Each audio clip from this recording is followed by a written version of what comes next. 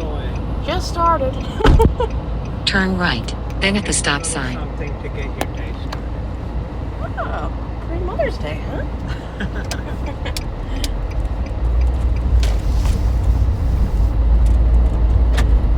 This variety is supposed to have a really good smell. Sweet. A lot of people around here have flower hedges. Pink, purple, blue. Isn't that wild? I do not have a green thumb, so I'm not great at flowers, but they're always pretty. Unless you're allergic to bees. And Well, there's that. I'm a landscape architect, so I've been designing garden landscape for 35 years here, but the first 10 I was working in big offices, so I didn't do a lot of, it was more like hospitals, things like that. Bigger, sort of where it's not like a backyard garden.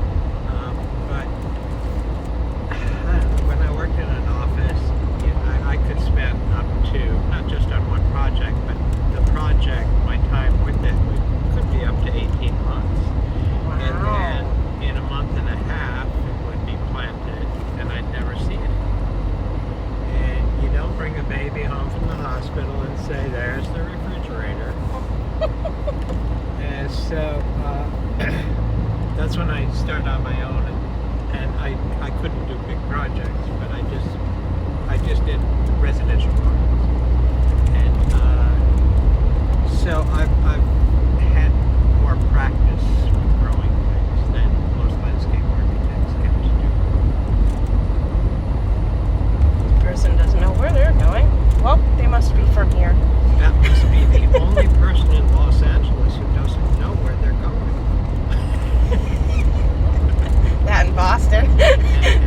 Oh, have you been to Boston? 2004. Oh, look. Exhibit A. Bougainvillea. That's pretty. As a designer, I hate bougainvillea. You know why? If I put one in a garden, nobody can see anything else. I call it the unsinkable Molly Brown of the plant world. I went to grad school in Boston. That's where I got my landscape degree. Well, Molly Brown, she was one of the original Karens back on the Titanic. She was one of the few aristocrats that rode. That was fun. Well, I haven't seen it for ages. It's based on an aristocratic woman who basically took over a lifeboat after they got off the Titanic. She rode and was in charge, which is very un-aristocrat. Yeah. Aristocrats back then were like the Trumps these days. Yeah. And she did all the work. Have you seen the whole movie? Some of it. I know that the original founding family of Macy's died on the Titanic.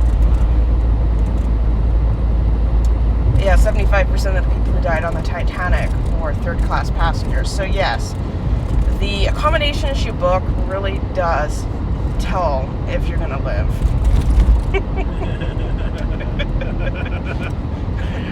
I believe the story